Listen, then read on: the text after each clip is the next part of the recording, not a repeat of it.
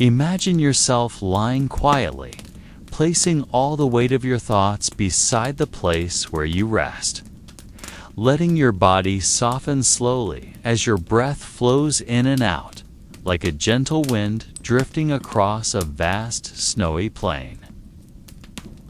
There is nothing you need to chase tonight. Nothing you must complete for the night is a silent space. A space that only wishes to guide you into listening to an ancient tale buried within the layers of ice thousands of years ago. Let your eyes close gently. Let your body sink as if embraced by the earth, and let your mind drift into the story. I will unfold a story from the time when humans still walked alongside the shadows of giants, now extinct. Hear the silence seeping in, like the wind from the north carrying frozen whispers. And imagine each of your breaths connecting with the last breaths of creatures that once ruled the earth. In this way, the story no longer feels distant, but arrives with the night, guiding you toward a soft sleep filled with mystery and wrapped in primeval stillness. Imagine the night growing deeper, the air around you turning colder, as if each second carries a breath of ice from the past, bringing with it the faint scent of wood burning in an ancient hearth, the whispers of footsteps from early humans walking under a pale moon. Tonight, I want to invite you to let all your restlessness dissolve into the flow of a long story, slow and unhurried, like a primeval river that keeps moving even when time has erased its trace. Let your ears hear not only the words, but also the silence that lingers between them. For it is often within silence that the deepest secrets hide. Imagine yourself sitting near a campfire, its red glow dancing gently across your face, and all around you stretches a wide snowy plain, lit only by distant shimmering stars. In the distance, dark shapes move, whether they are beasts, a group of hunters, or perhaps only the shadows of trees swaying in the wind. You do not need to know, because tonight is not about answers, but about a journey. A journey into a time when humans were still small before nature. When the sound of the wind was stronger than the sound of prayer, and when each heartbeat was a reminder that life could stop at any moment. In this space, within this story, I invite you to fall asleep slowly, sinking into mystery, letting yourself drift with the frozen shadows of the Ice Age. That year was never written in any record, for ink was unknown, and human hands only knew how to scratch stone or carve cave walls with the red and black lines we still find today. Yet researchers agree, around 30,000 to 20,000 years ago, the Earth was gripped by a long cold, an age we now call the Ice Age. Imagine vast lands frozen beneath a white blanket, mountains shrouded in eternal snow, valleys filled with glaciers that moved slowly, as if the earth itself was breathing with a heavy breath. In the north, the lands we now call Europe and Asia were covered in dark coniferous forests, vast tundra plains, and soil hard as stone. Great beasts roamed there, mammoths with long hair and tusks curved like crescent moons, woolly rhinoceroses no longer seen today, and herds of bison countless in number. They all lived, moved, and died beneath gray skies that rarely gave warmth. Humans were small among these giants, fragile bodies, light bones, yet sharp eyes watching every chance to survive. They dwelled in cold caves, lined the walls with animal fat for warmth, lit fires with sparks of stone, and covered their bodies with skins, still smelling of fresh blood from the last hunt. There were no kingdoms, no cities, only small groups moving from place to place, following the tracks of animals they hunted, leaving behind ashes and bones later buried by time. All of it formed a vast stage, a frozen stage where life played out in long silence. There was no sound of machines, no city bells, only the whisper of wind circling, carrying snowflakes falling without a sound. If you stood there in that primeval night, you would feel the earth so vast and humans only tiny dots, easily lost in the shadow of ice. And precisely because they were small, they learned, they remembered, they recorded, not with writing, but with paintings, with footprints, with bones buried in the ground. Until now, we can only guess what they thought, for no one truly knows whether they felt fear, whether they felt peace, or merely lived nameless days, waiting for the ice to melt amid the layers of cold mist and the pale moonlight reflected on the surface of ice. The life of prehistoric humans flowed like a quiet river, slow but never stopping. They knew no calendars, no hours, only the change of light in the sky and the hunger in their stomachs. The sun rose gently, pale in color, giving little warmth, yet enough to mark the time to hunt or move. Night fell quickly, wrapping the land in thick darkness, and only the small fire they guarded carefully kept it from fading. Inside caves, their walls blackened with smoke. Children sat in circles, listening to the crackling wood, while adults wove simple nets from fibers or sharpened stones into arrowheads. There were no long words, only gestures, glances, and short sounds that became their language. Snow fell silently, covering their footprints, as if the earth itself wished to hide the small existence of humans from its long history. Great beasts walked in the distance, their bodies dark against the whiteness of snow, giant shadows moving slowly, yet surely, signs of threat and also hope. A fallen mammoth meant food, skins, bones, and fire burning for days. But hunting a mammoth was no small task, rather a gamble between life and death.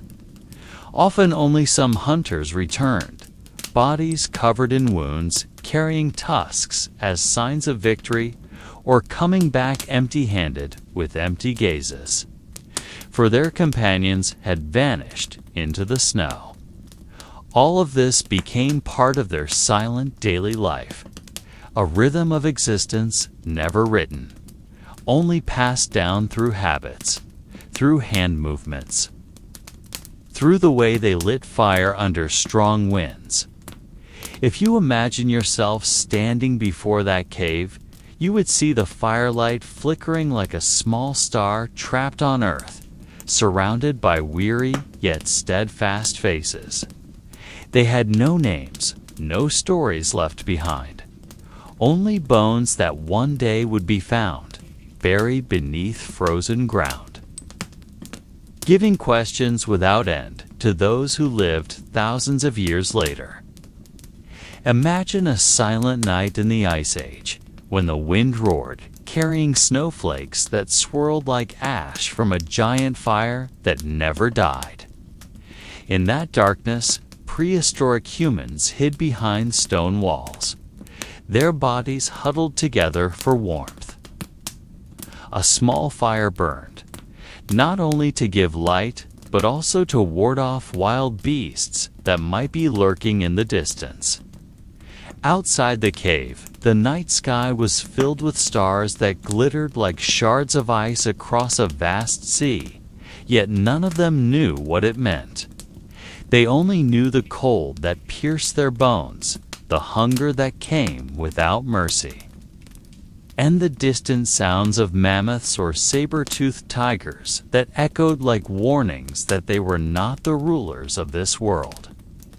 Footprints in the snow vanished quickly, swallowing signs of their existence, as if the earth itself wished to forget them.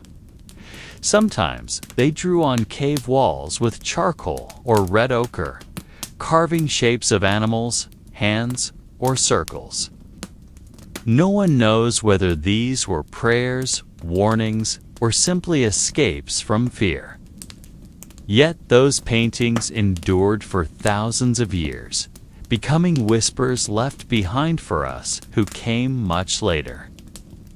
Night in the ancient world was not only a time for sleep, but also a moment when thoughts drifted, imagining a tomorrow that might bring food or might only bring death. The small people in this vast history lived among giants, yet their simple traces are the ones that endure. There are no written records, no language we understand, only shadows of hands on stone and bones frozen within layers of earth. All of this makes us wonder, did they too once look at that star-filled sky with curiosity? Just as we look upon their remains today with hearts full of mystery. Morning in the Ice Age did not arrive with warmth, but with a pale light reflected upon the snow. Sunlight pierced the thin white mist, yet never enough to drive away the cold that had seeped into their bones. The prehistoric humans stepped out of their caves cautiously, leaving footprints in the snow that seemed quickly swallowed by the earth. Their breath formed vapor in the air, like small fires nearly extinguished. They carried simple spears with stone tips, bound with plant fibers or animal sinew. Weapons that might seem fragile compared to the teeth and claws of the giants lurking in the frozen forests. Yet these were the only tools they had to challenge the world. In the distance, mammoth herds moved slowly, their bodies towering like living hills in motion. Humans could only watch, aware that a single misstep could end with their bodies crushed beneath those woolly giants. Elsewhere, saber-toothed tigers lurked silently, hidden, waiting for the moment when humans were too weak or too bold. All of this made every morning not the start of a hopeful new day, but the continuation of an endless struggle. Yet behind that tension, there were small things we rarely consider. A child picked up a strangely shaped stone, keeping it as if it were treasure. A woman drew lines in the ground with a stick, perhaps idly, perhaps as a sign with meaning. They lived on the edge between existence and nothingness, and every day was a fragile gift.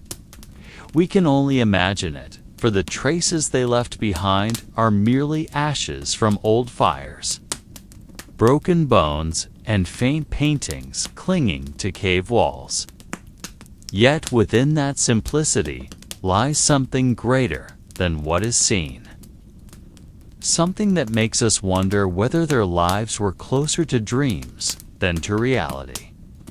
One evening, as the sunlight dimmed behind a horizon covered in snow, a small group of prehistoric humans gathered near their fire.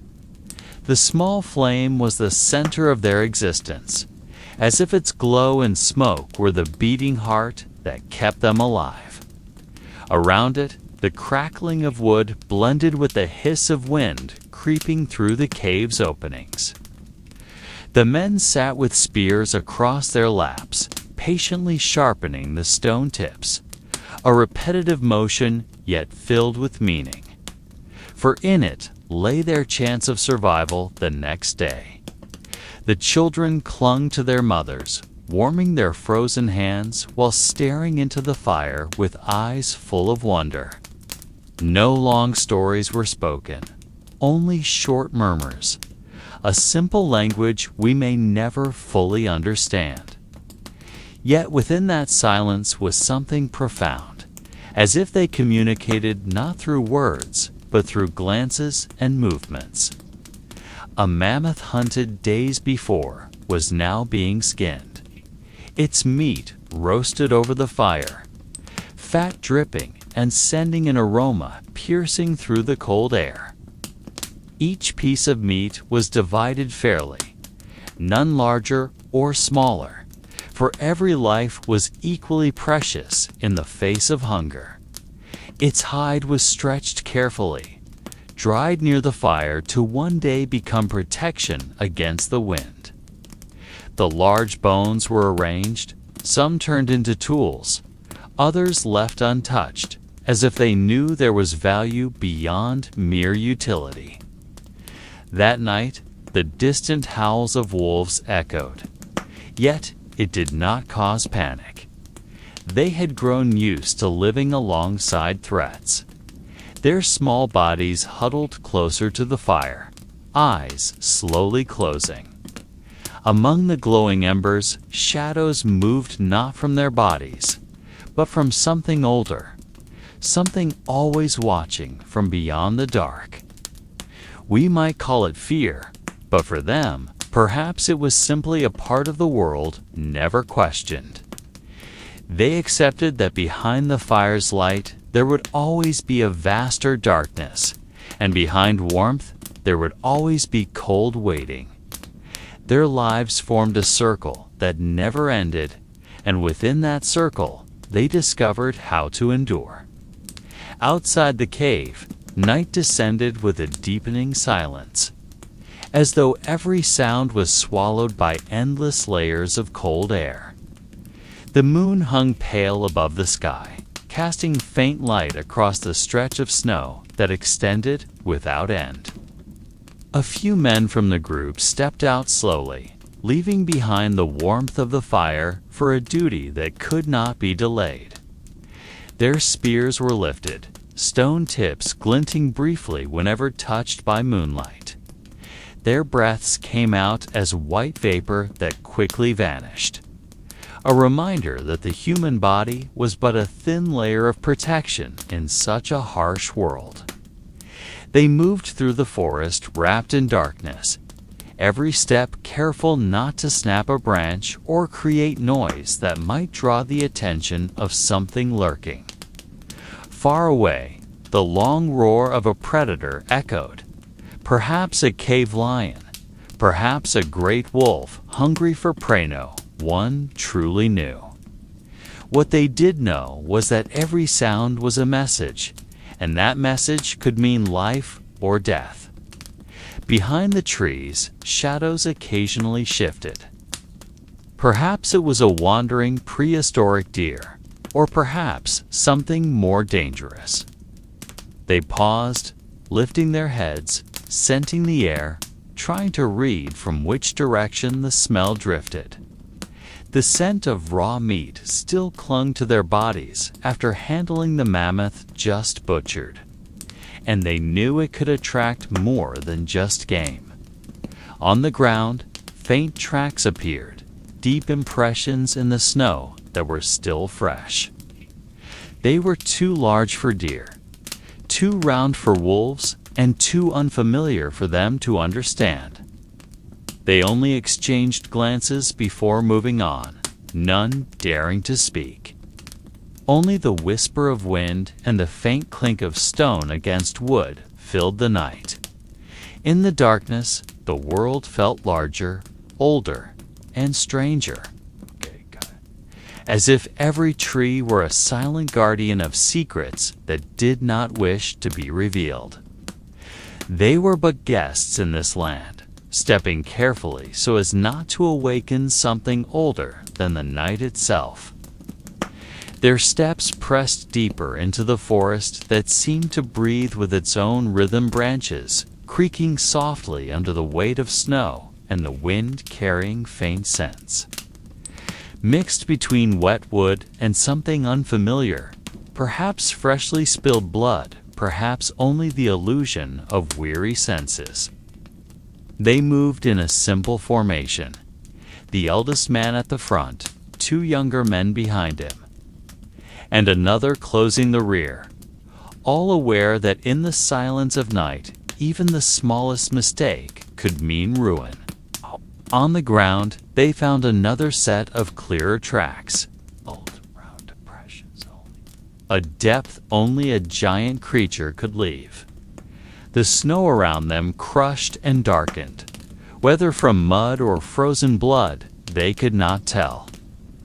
The eldest man crouched, touching the surface of the print with stiff fingers, then lifted it to his nose, inhaling the moisture that had not yet vanished.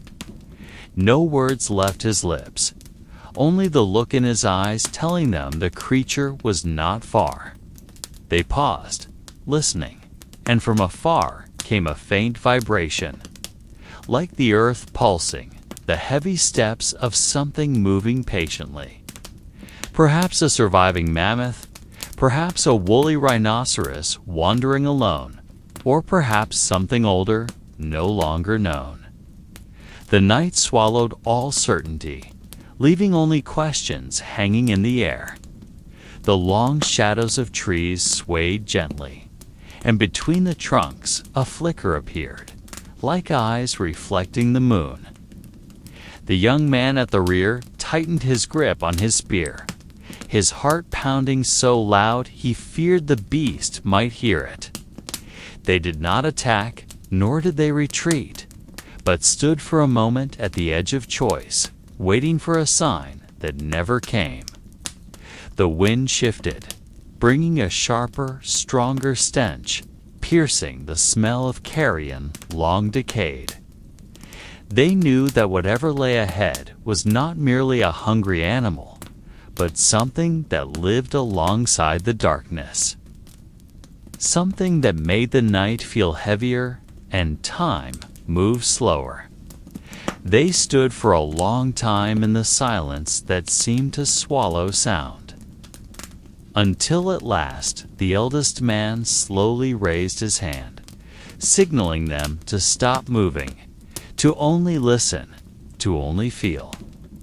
The prehistoric forest was never truly silent, always holding faint pulses of hidden life. But that night felt different, as though every small creature too held its breath. In the distance, the vibration of footsteps grew clearer, heavy, rhythmic, like drums beaten from the belly of the earth. The young man at the front began praying in his heart, his words simple, asking the spirits of the forest to grant them courage. No one knew whether that prayer was ever heard, or if it merely dissolved into the mist hanging in the air.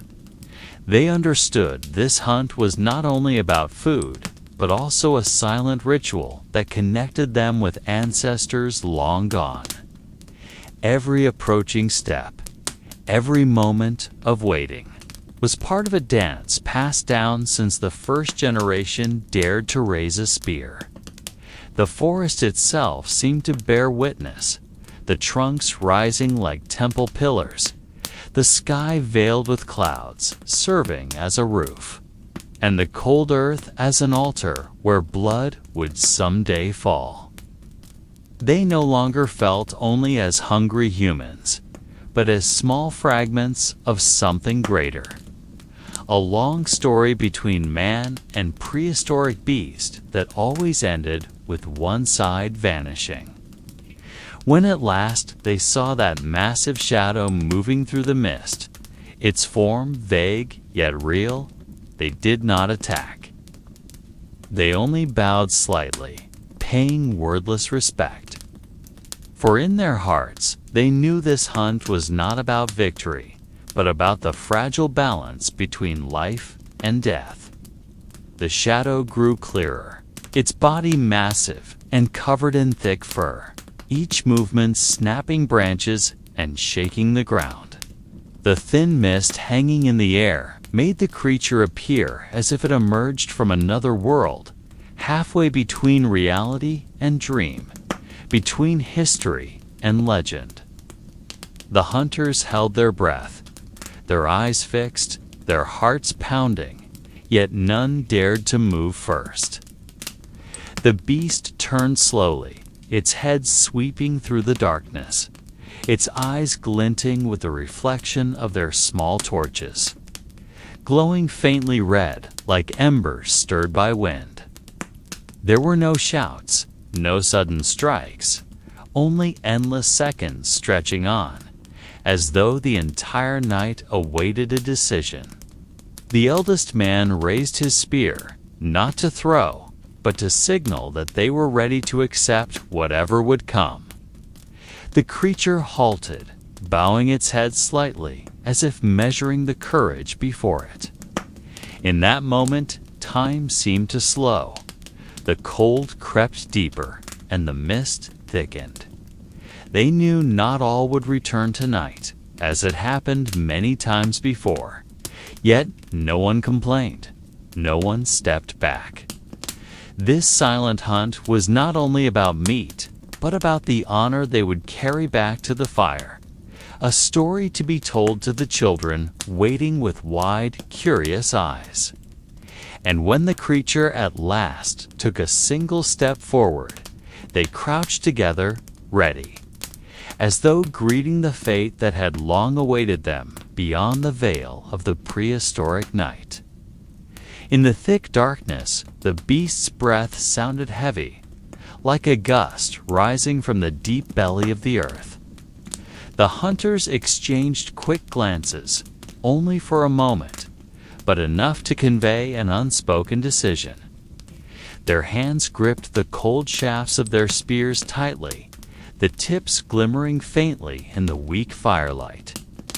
The creature stepped forward, one massive stride that shook the ground, splitting the mist for an instant before it rolled back, swallowing every movement. One of them nearly lost balance, trembling not only with fear, but with the weight of knowing they stood at the edge of life and death. The eldest man crouched low, shifting his feet carefully to align his spear for a clean strike. The air grew colder, so cold that their breath turned into white circles, vanishing quickly into the fog. The beast halted again, its ears twitching as if catching whispers unheard by men, as though it knew someone awaited the chance to pierce its thick hide. Silence held the clearing until a nightbird flew past with a sharp cry, shattering the stillness, jolting several hunters. At that instant, the first spear was released, slicing through the frozen air with a faint whistle, yet carrying the weight of intent. The creature's body jerked, not falling, but answering with a roar so deep and drawn out, it shook the mist and the forest. A sound like a summons to ancient spirits to witness the battle now unfolding. The roar did not fade at once, but stretched long, echoing between the trees and striking against the distant walls of ice. The air trembled like waves, and within the hunters' chests their hearts pounded harder than before. The beast advanced again, this time with quicker steps, though blood now dripped from its wound, steaming instantly as it touched the frozen air. More spears flew after it, some striking the thick hide, others falling uselessly to the ground with a snapping sound. The beast turned, whipping the air with its long trunk, its breath blowing out like a trumpet that pierced the night. One hunter was thrown down, dragged across mud mixed with snow, but he rose again. Though his knees trembled and his hands were slick with the cold earth. The small fire they carried shook in the wind, its flame nearly snuffed out, leaving a shrinking circle of light. In the shadows, the beast loomed larger, not merely a body of great size, but a symbol of ancient power refusing to bow. Fear pressed upon them, all lingered as well. Yet behind it was hunger, pushing stronger than dread. For without success that night, they knew tomorrow would hold only empty stomachs and weakened bodies unable to continue the journey. In the following moments, the world seemed to stop holding only the sound of breath, the pounding of hearts, and the swirling white fog awaiting the decision of who would endure man or the last beast of the frozen age. That night stretched long, as if time refused to move forward, each second dripping a heavier weight than the one before. The small fire at the center of the hunter's circle now dimmed, leaving only glowing embers pulsing slowly like the heartbeat of the ancient world. The shadow of the wounded mammoth danced within the fog, its massive body torn and bleeding. Yet each of its movements still radiated an untamed power. The hunters stood with ragged breaths, spears trembling in their hands, shaken not only by the cold, but by exhaustion eating away at their muscles. Among them, an old man with hair turned white stood at the front. His eyes no longer sharp as in his youth, but his gaze carried a firmness that held the others steady.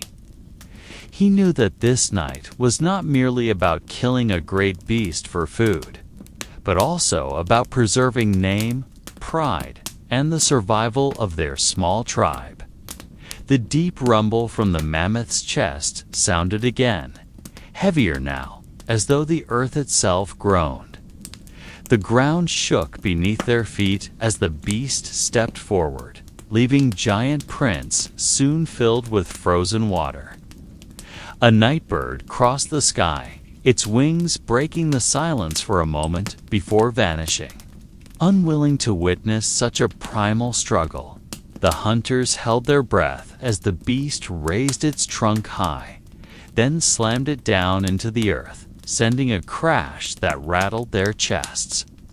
A few of the younger men stepped back, their bodies unsteady, but the old man advanced, planting his wooden staff into the ground and raising his hand as a sign that this was the final moment to decide their fate.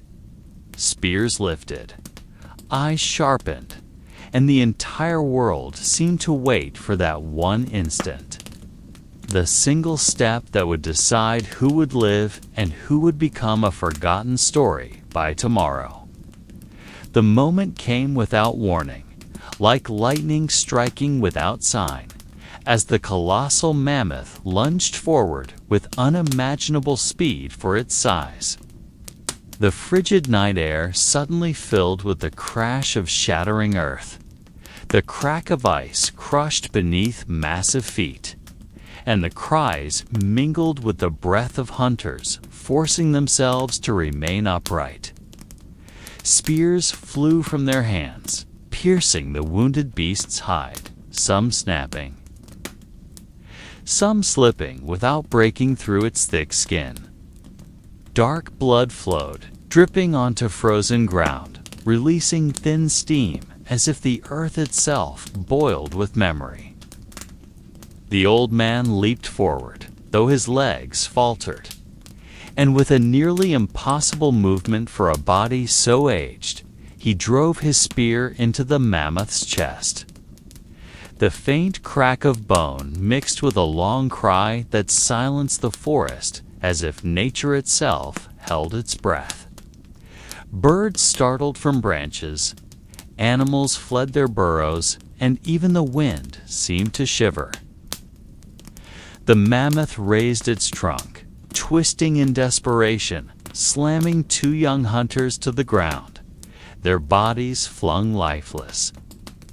Stifled sobs rose from behind, but none dared stop, for in that instant their lives hung upon one last act of courage. The old man clung to his spear as the beast dragged him, his face reddening from strain, his eyes watering with fatigue. Finally, with a united cry, the other hunters drove their spears together, raining stone and iron that pierced the hardened hide. The mammoth let out a long, mournful sound. Then its body slowly collapsed to the earth, shaking the ground as though a small mountain had crumbled before them. A faint mist rose from its mouth. Then silence followed, leaving only the ragged breaths of men standing between life and death, between triumph and loss. Silence fell swiftly after the mammoth's body collapsed, as if the earth itself locked its secret within a heavy stillness. The hunters stood frozen, their bodies still trembling from adrenaline, their chests heaving, breath thick with cold vapor rising into the air. There were no shouts of triumph, no cries of relief, only vacant stares fixed upon the giant body lying lifeless. The torches, once flickering wildly with the wind, now burned calmer, their light casting shadows of the fallen beast like a broken mountain. The old man still knelt beside the creature, his hands drenched in blood, his eyes hollow as he stared at the spear driven deep into its chest. Around him, the ground was stained with red, freezing alongside the ice, as if nature itself inscribed this moment into a secret book never to be read. Two young hunters' bodies lay motionless nearby, their pale faces bathed in moonlight, eyes open to a sky that offered no reply. A woman who had waited far behind stepped slowly forward, her face covered by a fur hood, her trembling hand touching the forehead of one who had fallen. Soft sobs rose, though they sounded more like a fragile chant, a prayer without words, only a melody of grief woven into the cold air. At last, the old man rose slowly, his body rigid, then turned toward the remaining hunters. No words passed, only a slight nod, enough for all to understand they must act quickly. The mammoth's body was far too large to abandon, yet the night deepened, and the forest's silence pressed upon them like unseen eyes. They lit more fires, placing torches around the giant's body, forming a circle of light as though building an altar. Thin smoke drifted upward, mingling with their frosted breath, filling the air with the mingled scents of burning wood and warm blood. No one knew whether the mammoth spirit had truly departed, or still lingered among them, waiting for the proper prayer to guide its way. The night stretched long, the torchlight swaying gently against the piercing wind. The circle of fire they had built enclosed the mammoth's body like a sacred stage, while the giant's shadow danced upon the frozen walls. The hunters gathered around, some crouching with knees bent, staring blankly, while others tried to sharpen their stone blades that gleamed faintly.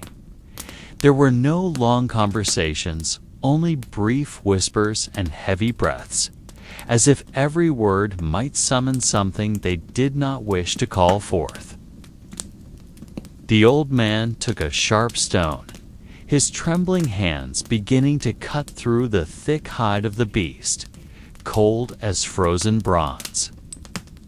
The scraping sound of stone against flesh echoed slowly, like a mournful song unraveling the night. The iron scent of blood mixed with torch smoke, filling the air with a sharp stench, causing some younger hunters to avert their eyes with tears stinging. They knew the work was not only for survival, but also to keep the animal's spirit calm. A woman kindled the fire larger, feeding it with dry branches so the flames would not falter. then sat cross-legged, scattering ash toward the mammoth's body, a simple ritual passed down from ancestors. A small child, hidden in its mother's arms, cried briefly. The sound quickly muffled, as if all feared it might disturb something waiting in the forest's dark. A night bird passed overhead, its hoarse call making everyone glance with tense faces. The stone knives kept working, slowly peeling back the hide, revealing layers of red flesh still warm despite the frozen air. At last, the old man paused, wiping frozen sweat from his brow, and whispered faintly, as though speaking to the departed mammoth.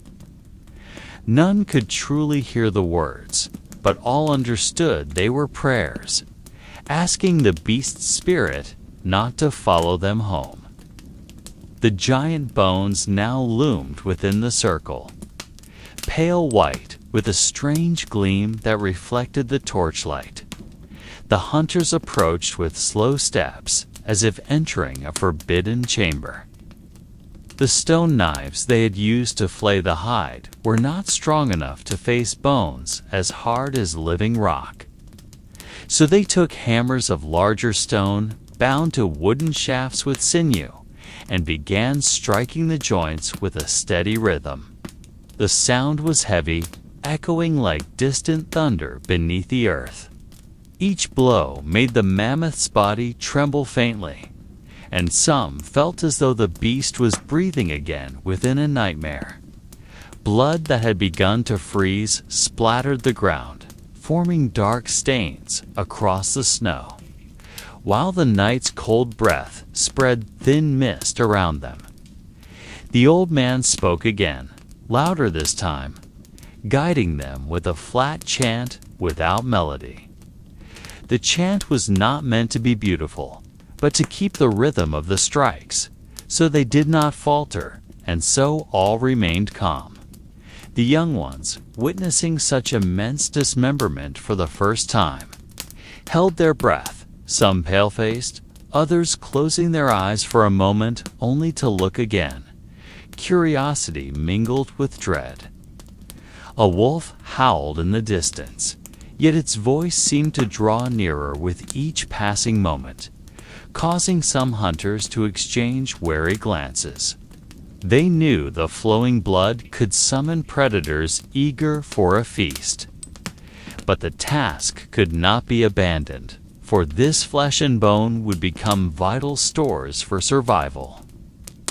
Carefully, they worked at the massive leg joints, one by one, until at last a long crack echoed like the fall of a tree.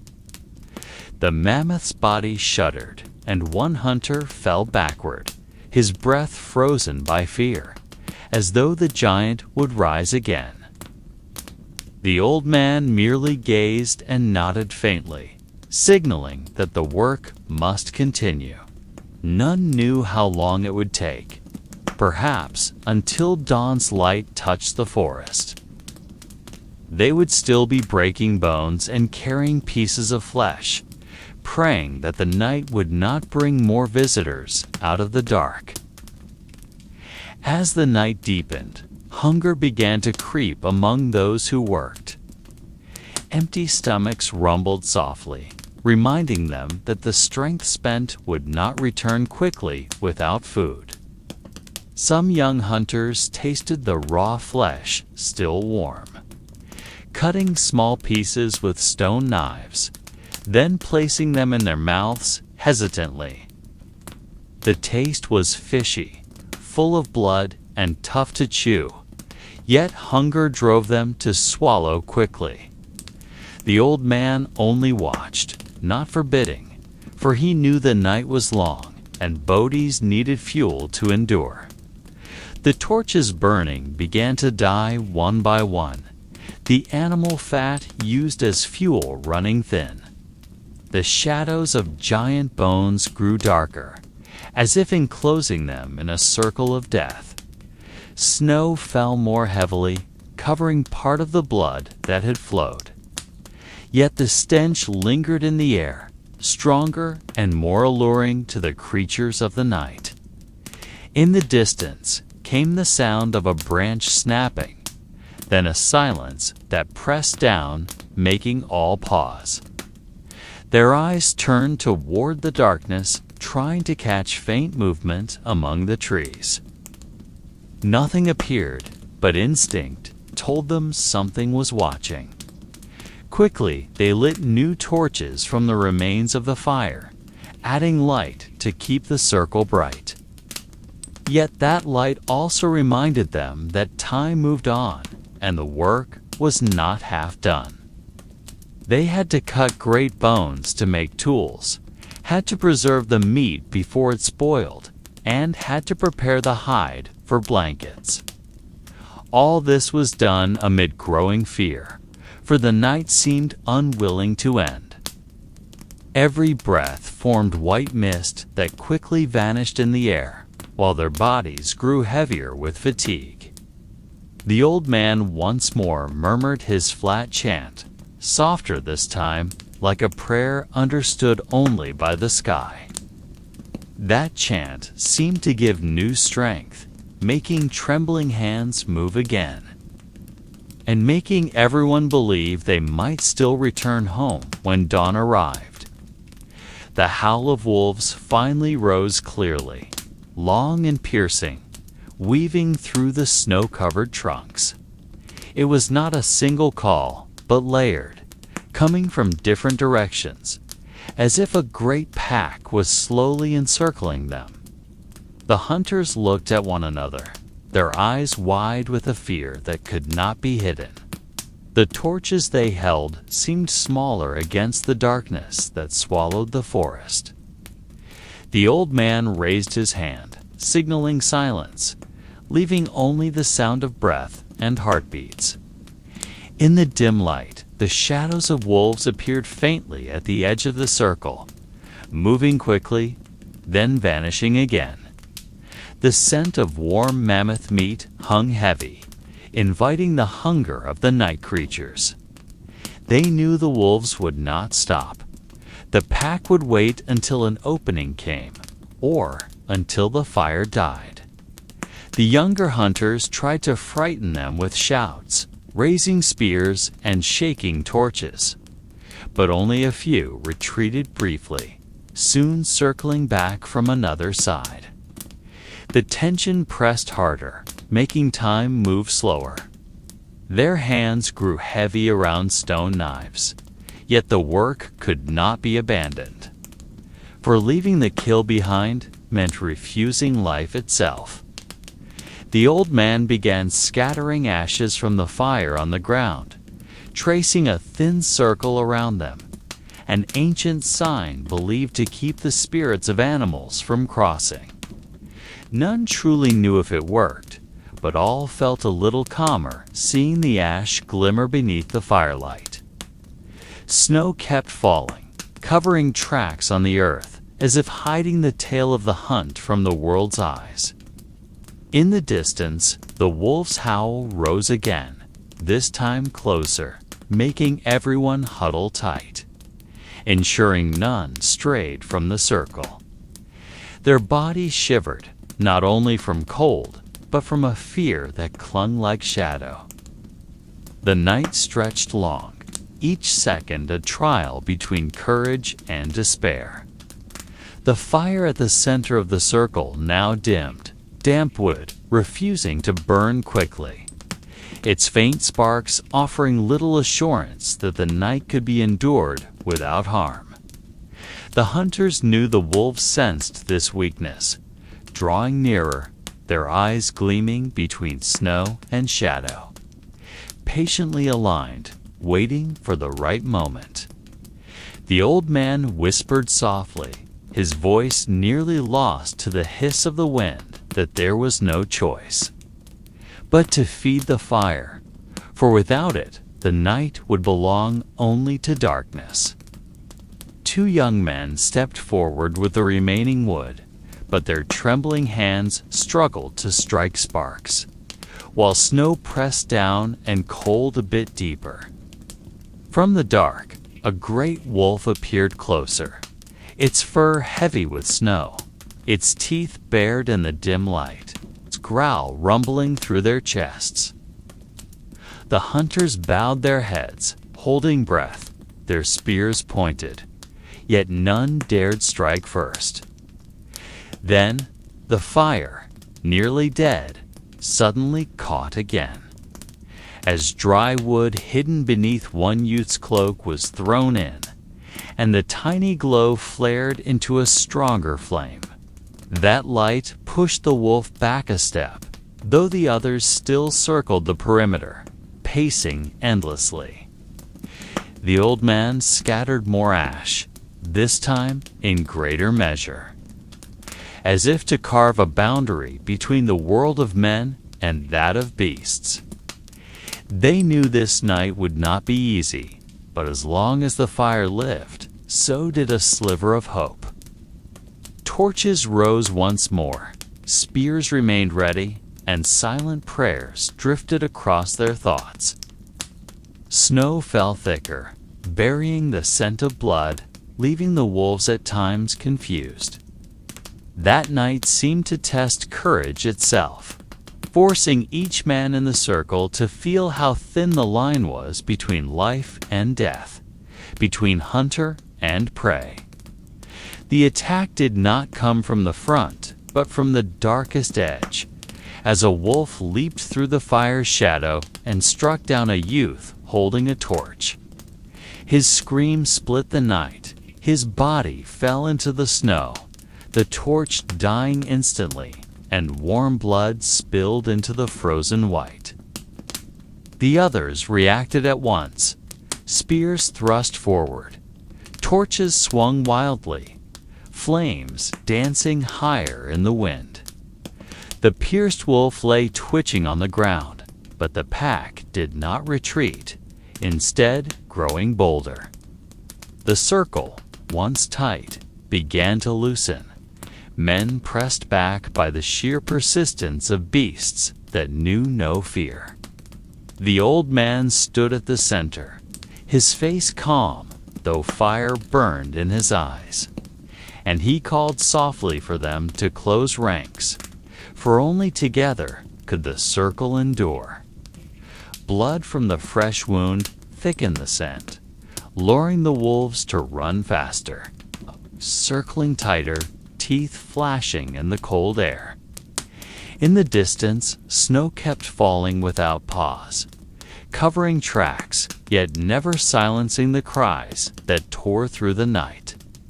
Time slowed, stretching every second into a trial of endurance.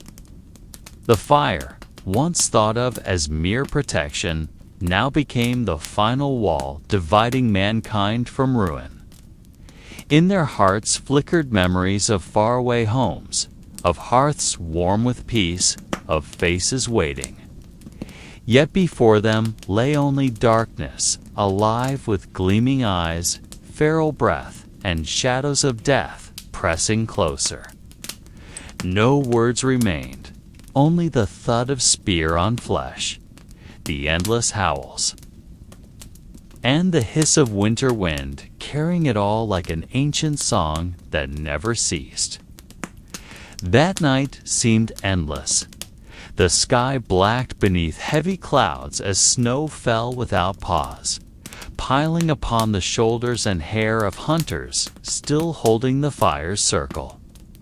Their breath came heavy, steaming in the air, chests heaving as though they had traveled far, though in truth they had only fought wave after wave of relentless beasts. The wolves circled without rest, sometimes advancing, then pulling back, sometimes lunging together, their teeth glinting in the torchlight. Some men were already wounded, blood staining the hides they wore, while spears cracked, their tips dulled, some splintered and broken. A young man stumbled, his leg torn, struggling to rise, but the circle closed around him, sealing the gap, saving him from the rushing pack. His cries blended with the long howls echoing across the valley, as though the world held nothing but the sounds of resistance and suffering. The old man still stood firm, his face hardened, eyes fixed on the shifting shapes in the dark. He knew the night held more than beasts. It was a trial for the human soul, as if testing how far mankind could resist collapse. Torches dwindled, wet wood burned poorly, flames shrinking, and each time the fire dimmed, the pack pressed closer, their eyes glowing red. Fear crept in, not because they had never faced danger, but because their bodies weakened, strength drained, and the night still stretched too long. They heard faint steps in the distance, perhaps other beasts or only echoes, but enough to remind them that the outer world was never empty. Time slowed, every second weighing heavier, and they knew there was no promise of dawn. Some whispered prayers, whether to ancestors or to the sky, hoping for another morning, while others stared blankly into the fire, trying to forget that beyond the circle, dozens of hungry eyes waited. In that moment, frozen between life and death, what remained was an unbroken tension, a primal dance between man struggling to endure and darkness demanding its due. The fire left was only a faint glow of red embers among damp wood, crackling softly like a final breath reluctant to fade. And the hunter's circle began to waver, no longer as firm as hours before. They stood close, shoulders pressed, spears and stones raised with trembling hands. Not only from the biting cold, but from strength drained to its edge.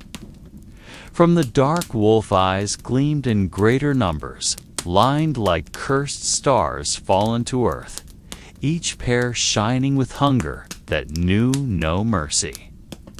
As the embers dimmed, the pack charged with fearless fury, jaws gaping, claws scraping snow, the air filled with howls and human groans. Screams mingled with the sound of bodies falling, snow streaked red, and the last burning torch was thrown to the ground, flaring briefly before the cold smothered it.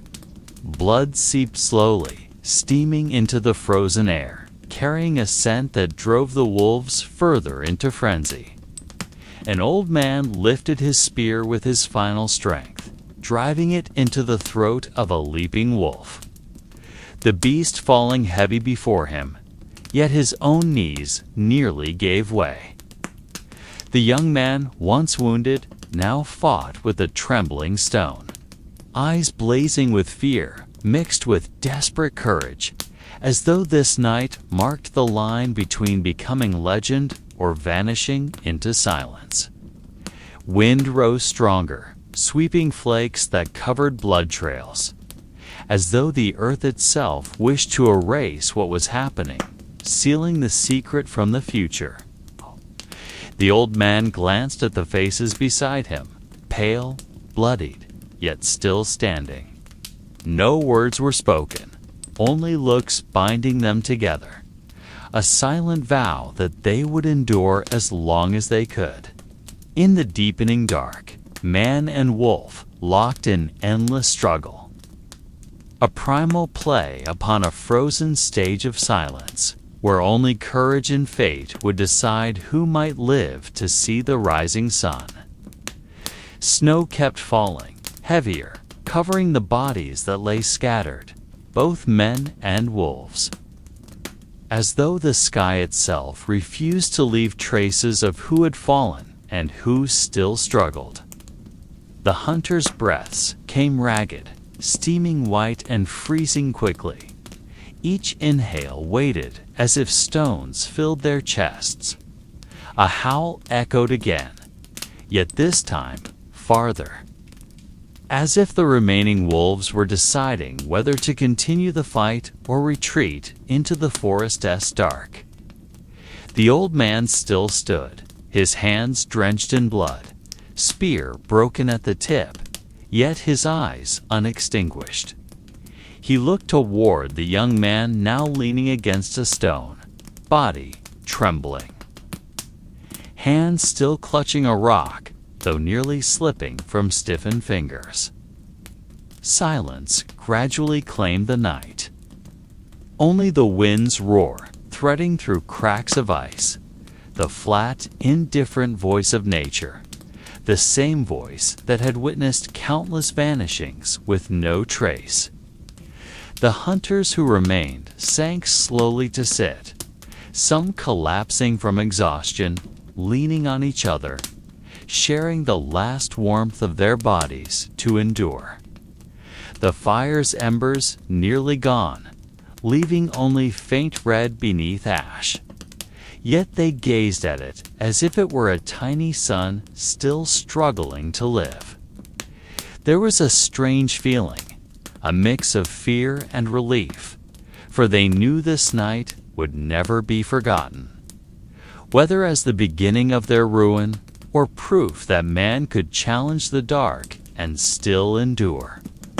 In the distance, a wolf howled once more, sounding more like lament than threat, and then silence sealed all.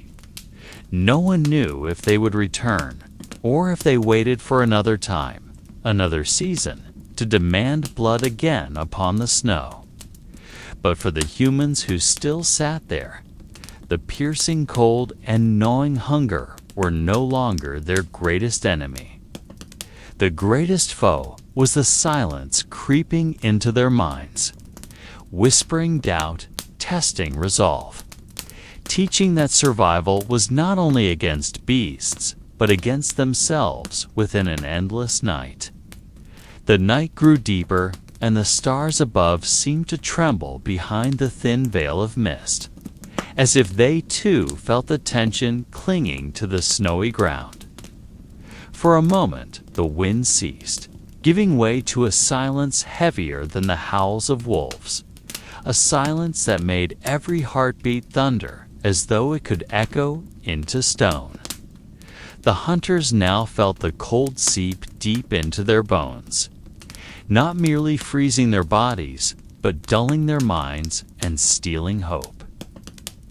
The young man who had nearly dropped the stone now closed his eyes, caught between sleep and fainting, while the old man kept watch, his gaze unblinking toward the forest's darkness, as if he knew the truest danger often came when men thought all was calm. The fire now was nothing but embers glowing faintly. Yet each flicker cast long shadows upon the snow, moving like spirits of the past bearing witness. Some hunters tried to pray, though they were unsure to want perhaps the sky, perhaps their ancestors, or perhaps to the silence itself. The true ruler of the night. Their hands trembled, not only from cold, but from the realization that tomorrow promised no safety, perhaps not even dawn. Their faces were pale, hair stiff with frost, eyes reflecting the dying fire like small mirrors holding unspoken fear. None dared to speak, for every word felt as though it might summon the wolves back, or something older than wolves, something that had long dwelled in the forest and still waited. That night became a trial of silence, one that could not be won with spear or stone, but only by clinging to the last. Fragments of awareness guarding the fire within the heart from dying alongside the embers on the ground. And within that silence, the men sitting side by side understood that they were but small specks before the vast night. Yet in that smallness lay the strength to remain seated, to keep breathing, to stay alive. Dawn seemed reluctant to arrive, as though even the sun hesitated to pierce the freezing fog that cloaked the world.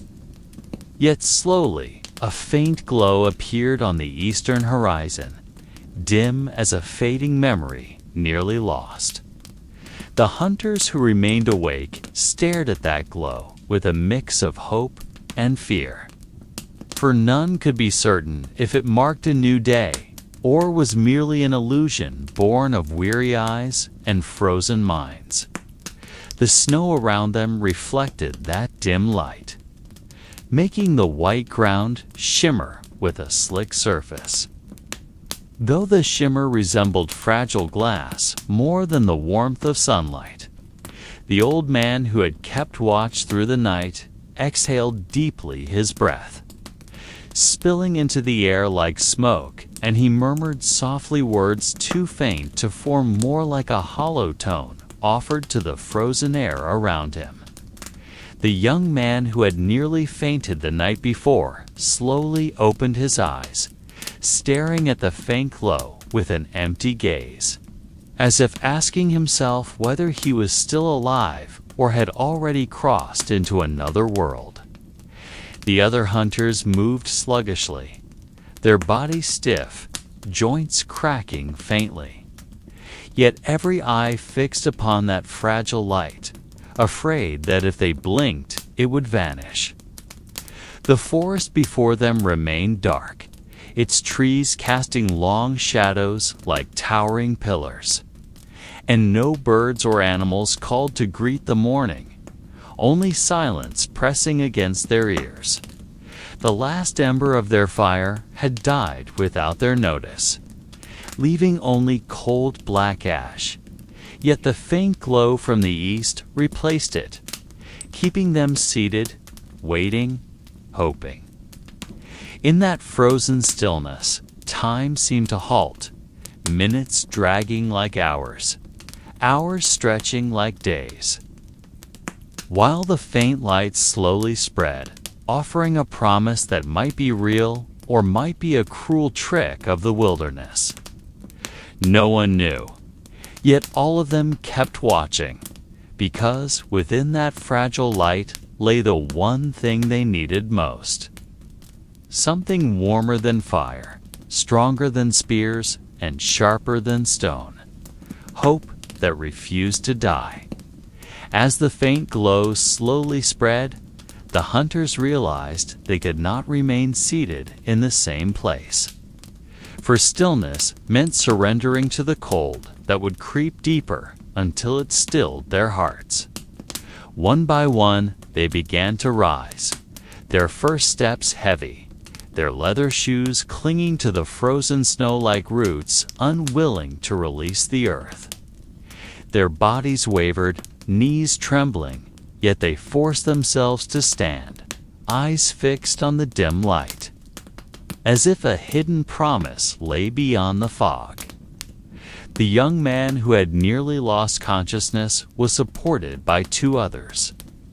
His face pale, lips cracked, yet his eyes remained locked upon the glow, unwilling to turn away. The old man who had led the group from the beginning raised his spear, not as a weapon for hunting, but as a staff of support, and he stepped forward first, leaving deep prints in the snow. Their shadows stretched long among the trees, forming dark lines across the whitened ground, and each step echoed like the fracture of brittle ice. No birdsong, no growls of beasts, only their heavy, measured breaths sounding like the slow beat of drums guiding their journey. The fog clung thick to the trunks, making every shape blur, as though the world around them was an illusion that could vanish at any moment. They walked slowly, none speaking, for words felt useless, as if nature itself did not wish to hear the human voice. In that silence, time stretched once more, each step drawn long. And the faint glow in the east still seemed far, like a star forever out of reach. Yet they continued on, for stopping meant death, and moving meant the possibility of life, no matter how small that chance might be. The track first appeared faint at the edge of the path they followed, a long indentation in the frozen snow, nearly as deep as a human palm. The old man leading them paused, bent down, and brushed the mark with the tip of his spear, trying to discern whether it was merely a crack of nature or the sign of something alive. The swept snow revealed a regular impression, a curved line that could not have been made by wind or a fallen branch. The hunters drew near, their eyes fixed on the pattern, hearts pounding with a mixture of fear and hope. The track was too large for a deer, too heavy for a wolf, too precise for a mere collapse of ice. It might belong to a stray mammoth, or perhaps a great bison searching for its feeding ground. And that possibility meant meat that could save them from the hunger pressing harder each day. Yet behind that hope loomed a darker shadow, for in the frozen forest, not all creatures were prey. Some were predators faster, stronger, and far more at home in the night. The old man raised his hand to signal calm, then traced the track slowly, each step taken with caution, as if the snow itself held secrets ready to be unveiled at any moment. The trail stretched on, deeper into the thickening fog, and every step they took seemed to draw them further from the safety of the known world. The young man who had earlier been supported now regained some strength, though his gait remained unsteady. His eyes locked on the track with a sharpness, as if pain had been erased by curiosity. In the silence of the forest, the great track became their only guide, their only promise, and their only threat, leading them onto a path whose end none could foresee. They followed the track further, and slowly the fog closed tightly around every corner of their vision, making the world shrink to nothing more than the reach of their steps. The large track grew more distinct. The snow around it flattened, showing that the creature moved with immense weight. But at one point, the pattern changed. No longer a single straight line, but branching. One branch led westward, descending into a deeper valley, while the other turned north, climbing toward rocky ground. They stood still, weighing which path to choose. The old man closed his eyes for a moment, as if listening to something within the fog, then lifted his spear toward the northern path. He believed great beasts always sought higher ground, where the wind blew strong and the scent of predators was easier to sense. So they followed his lead, though doubt still lingered in each chest. The snow thickened, the fog grew colder, and the sound of their steps seemed swallowed, leaving only breath that froze in the air. From afar came the faint crack of ice, like something heavy had just pressed its weight upon fragile ground. The young man halted briefly, turning as if to glimpse a shadow moving within the fog. But when he blinked, there was nothing left but a whiteness of silence. They moved on, following the branching trail, as if unknowingly they were not merely pursuing prey, but also entering a realm guarded by something older than themselves. Their steps grew slower, not only because their bodies were weary from the wind, but also because the atmosphere around them seemed to shift. The fog, which once merely obscured vision, now seemed to have form, moving as if it followed them. Shadows flickered at the edge of sight, but when looked at directly, there was only endless white. The old man paused, planting his spear into the ground, murmuring softly, whether a prayer or a warning, none could tell. They all knew the tales of fog that was not just cold, but alive. Fog that held ancient spirits, guardians of forgotten paths, leading astray any who dared cross. The young man felt the hair on his neck rise, though he tried to keep his face calm. The woman carrying the small flame stepped closer, the torchlight dancing in the air, drawing a fragile boundary between them and the enclosing white. Every gust of wind carried strange sounds, like a long whistle, sometimes a wail. They could not be sure if it was only wind colliding with stone or something older watching their every step.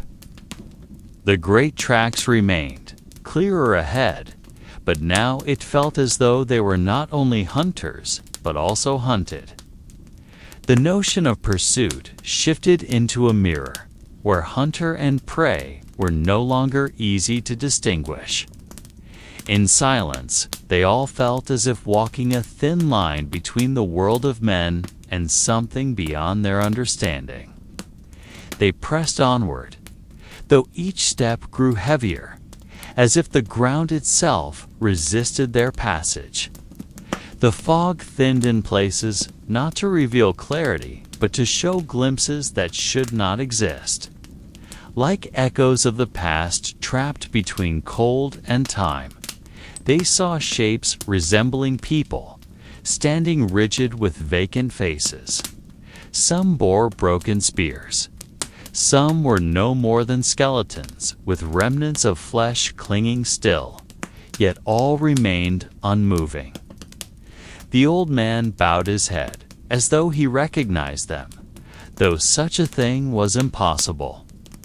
The woman with the flame lifted her torch higher, and the light revealed markings on the stone wall that had gone unseen before. Rough carvings of mammoths surrounded, men fallen to the ground, and strange circles unlike hunting signs. The young man felt his chest pound, knowing these were not mere records, but warnings. They were retracing steps once taken by others, steps that ended with vanishing into the fog.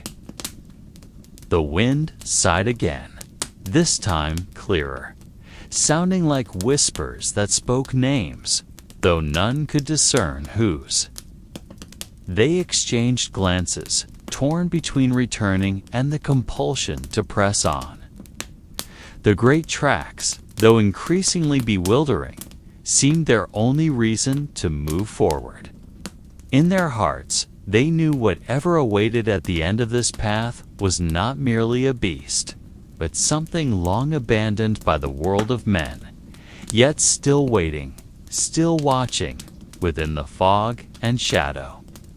Their steps halted when the path split in two, each swallowed in fog of different weight.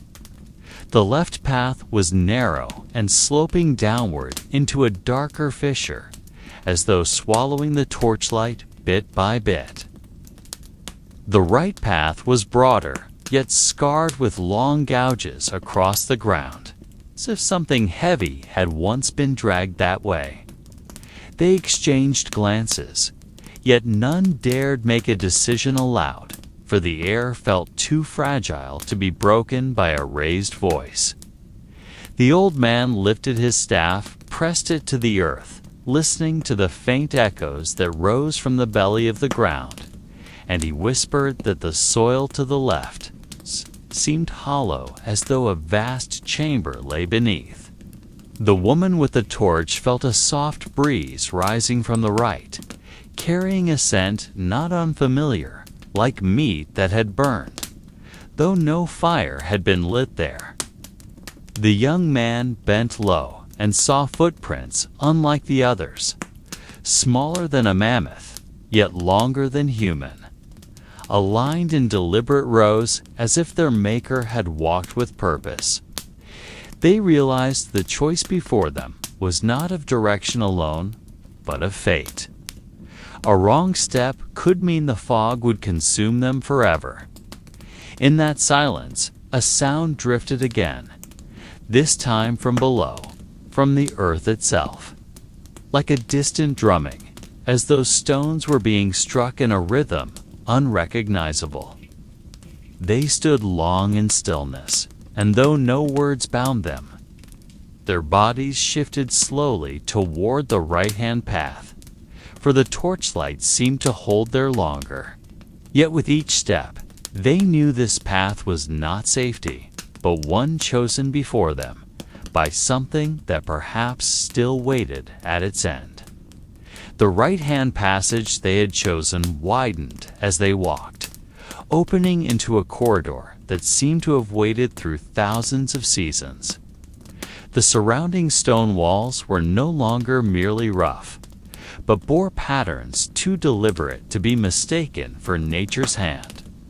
Straight lines, circles, and spiral carvings seemed to tell a story, though none of them could truly read it. The torch trembling in the woman's grip revealed faint etchings of antlered beasts, human figures with raised arms and recurring symbols between them. They walked slowly, touching the cold stone surfaces, feeling ancient dust cling to their fingertips. The young man tried to interpret the images, but the longer he stared, the more it seemed the carvings shifted, following the path of his gaze. The old man halted before a great circle etched into the wall, pressed his ear against it, and heard something faint like the murmur of water. Though the ground around them was dry, as they moved onward, their footsteps echoed strangely, as though a vast hollow chamber lurked behind the rock. The fog gradually thinned, not by wind, but because the corridor itself appeared to emit a dim light from within, a cold glow that set their skin tingling. The deeper they walked, the clearer it became that this was no natural cave, but some kind of space once used for something, perhaps ritual, perhaps gathering, perhaps concealment, perhaps revelation. Yet who had carved it remained an unanswered question that hovered between them, offering no reply but the growing unease in their chests. They felt they were stepping not merely into a cave, but into time itself, older than human memory. The corridor at last ended in a vast chamber, so silent that every breath stretched into a long echo. Their steps halted as they gazed at the expanse of stone carved into a great circle, as if the place had been designed to hold something larger than mere humans. At the center stood a flat stone resembling an altar, its surface covered in faint markings, no longer clear-weather script, symbols, or remnants of forgotten rites. The old man lit another torch, and the doubled glow cast long shadows across the walls, making the carvings that had once seemed still appear to move like dancers. The young man felt his chest pounding, stepped closer to the flat stone, and carefully laid a hand upon it. The surface was warmer than the surrounding air, as though it still held the embers of a fire extinguished thousands of years before. The woman raised her torch high, revealing on the encircling walls the figures of carved beings, humans with elongated faces, hollow eyes, and thin bodies standing around a circle identical to the chamber itself. It was as though the room had been copied from the carvings. The carvings were copies of the room. The three of them exchanged glances, none daring to speak too loudly for fear of waking something best left asleep. The silence was thick, like an invisible fog pressing against their bodies. For a moment, the old man thought he heard a low murmur rising from the floor, like a voice from the earth's belly. He bent, pressed his ear to the ground, yet found nothing but the rapid beat of his own pulse. The chamber embraced them in stillness, hoarding secrets that refused to be shared, yet giving faint signs as though begging to be remembered once again. The torches revealed more carvings upon the walls, as if each new flicker of light uncovered a layer of history never before touched by modern eyes. These carvings depicted not only lines of human figures, but also immense beasts with long tusks, giant birds with wings outstretched, and strange beings half human in form, yet with bodies stretching like shadows. The young man noticed that each figure was connected by thin lines, weaving a pattern that seemed to portray a link between the living world and a darker realm. He tried to follow the path of the lines with his finger, and found that they all converged upon the center of the stone altar, as though every path ended there. The woman, standing not far away, began to feel the air grow heavier, as if one had been holding breath too long underwater. There was a pressure unseen, yet tightening its grip upon their bodies. The old man closed his eyes, unwilling to be trapped by illusions, but the faint thrum in his palms told another story. The flat stone trembled ever so slightly, a fraction of the earth's own heartbeat, but enough to raise the hair on his arms. They were no longer mere visitors, but part of this chamber itself, part of a story still inscribed upon these frozen walls. In silence, each felt that this room might once have been the place of a final meeting between humankind and something they worshipped yet feared. The long shadows from the flames swayed, making the carved figures appear to step out of stone and stand alongside them. For a moment, nothing could be distinguished between what was real and what was only light's deception. And yet, behind it all, a question lingered the same age as the stone itself. Who first came into this chamber? And for what purpose was all of this created? From the far corner of the chamber came a faint, cracking sound. Not from the torches, nor from their footsteps, but from the wall itself. It was like the splintering of ice, yet it came from within the stone, as if something shifted beneath its surface. The three exchanged glances, fear mingling with curiosity in the silence. The old man pressed his hand against the wall and felt warmth, something impossible from rock that should have been frozen for thousands of years. That warmth was not merely heat, but a steady rhythm, like a heartbeat still pulsing.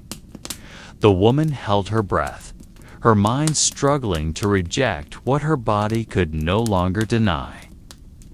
The young man stepped back, but the shadows upon the wall followed him, as if the carved figures no longer lived in stone, but clung instead to his very form. In that moment, they understood that the secret they sought was perhaps never meant to be found, but rather to remain buried with the ice, for whatever lay within was not entirely friendly to humankind. Yet curiosity always outweighed fear, and it was this impulse that drove humans to dig, to open, until the boundary between safety and ruin blurred into nothing. The torches flickered with a draft that came from nowhere, and with each flame the chamber seemed to breathe, as though the cave itself were alive and watching them.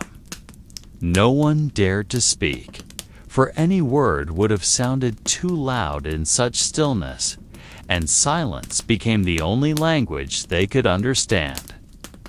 That night closed upon itself in a way only those who had felt the silence of prehistory could understand. One by one, the torches dimmed, leaving only a trembling glow in the frozen air. like the last breath of something older than mankind. Among the walls that pulsed as if alive, their steps grew slower, as though each movement was but an echo of the past replayed.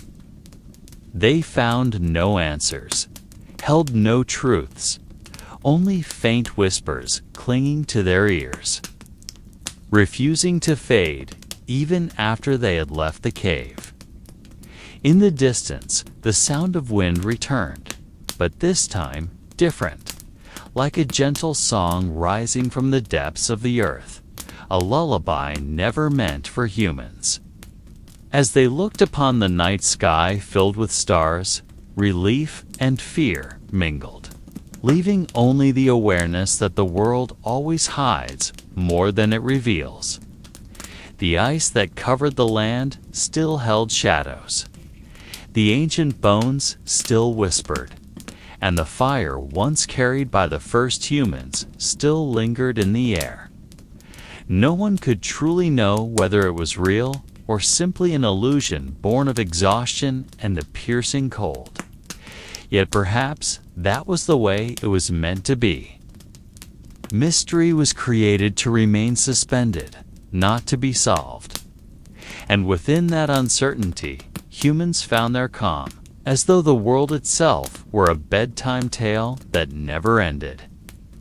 The night fell silent once more, and that silence closed the story like the slow folding of a page, leaving us to drift into sleep, still wondering what truly lies hidden within the frozen shadows of the last ice age.